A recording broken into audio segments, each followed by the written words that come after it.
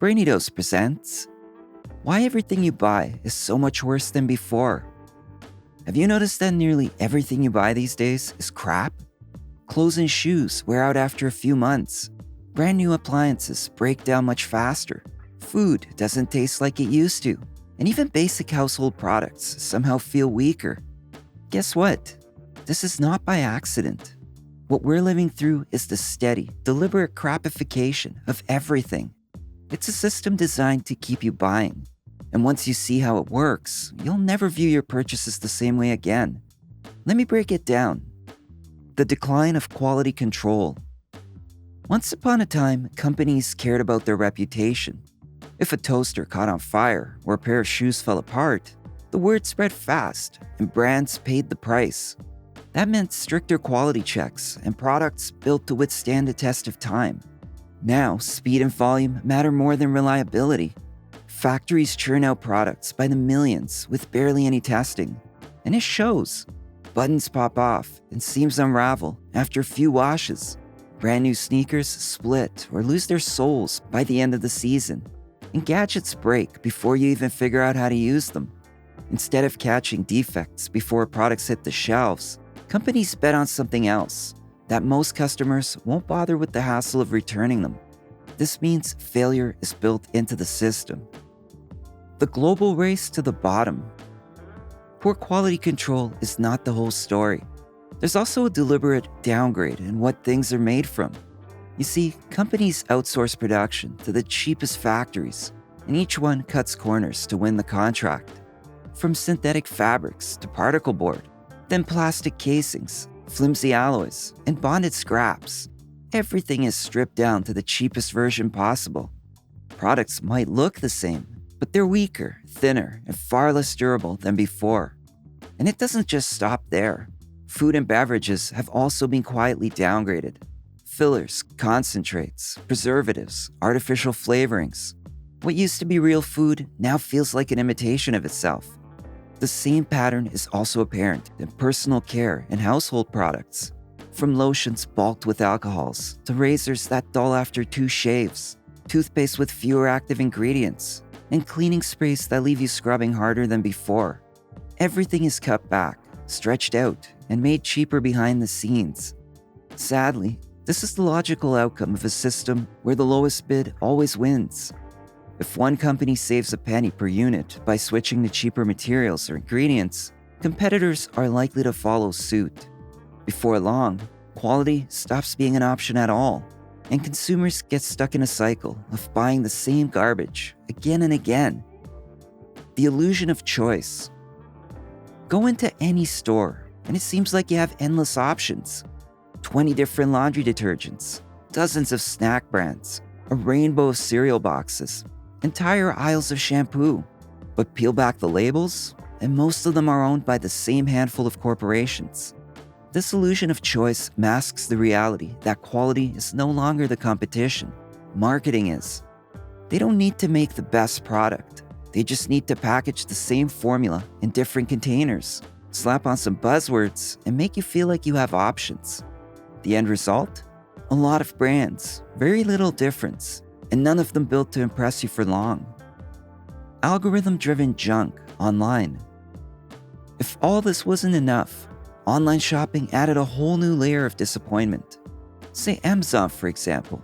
It's flooded with thousands of lookalike products from brands you've never heard of. The photos are polished, the reviews glowing.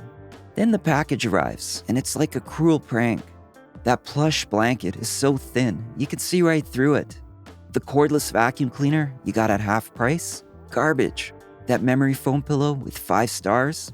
It's flatter than the sad pancake they serve at a motel breakfast buffet. And then there are the outright fakes, from supplements to personal care items, and more. You think you're buying the real deal, but what you're getting is a knockoff with shady ingredients, crappy packaging, and results that range from subpar to unsafe.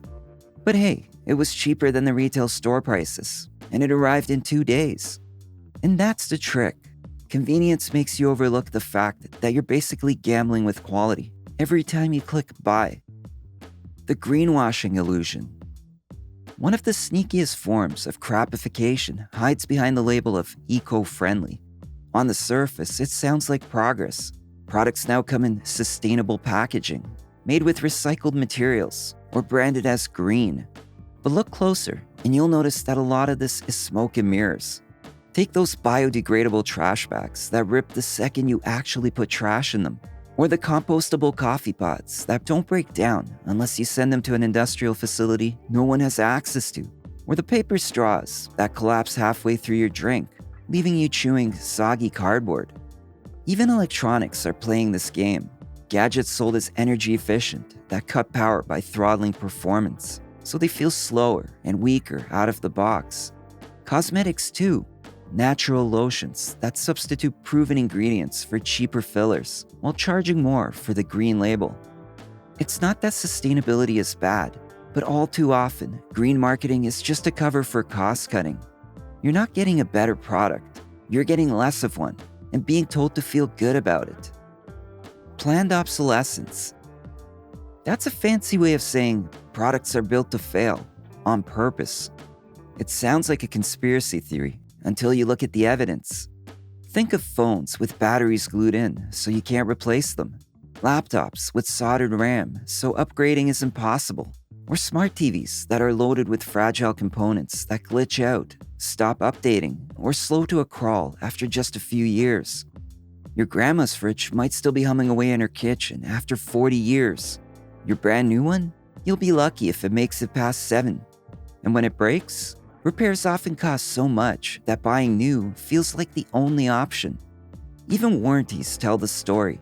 What used to be 5 or 10 years has shrunk down to 1, packed with exclusions and loopholes.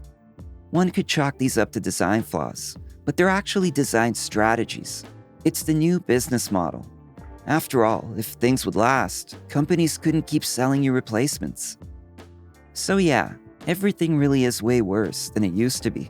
From flimsy clothes to fragile furniture, diluted products, mysterious ingredients, and disposable electronics, the decline is everywhere. The crapification of everything is a business model, and it's thriving. But once you start noticing, you're harder to fool. You stop believing the marketing hype and start looking for what lasts. That could mean buying secondhand pieces or supporting smaller companies that still make things with care. Perhaps even resisting the urge to buy whenever possible. Again, things didn't get worse by accident. They got worse because companies profit from your disappointment. And the only way things will get better is if enough people finally stop settling for worse. What do you think? What was the first moment you realized that things you buy aren't as good as they used to be? And which everyday product feels the most disappointing? Drop your thoughts in comments below. If you enjoyed this video, hit that like button and share it with your friends and family. It tells the algorithm this is a conversation worth having. Don't forget to subscribe and turn on notifications for more no-nonsense breakdowns of things that actually matter. Thanks for watching.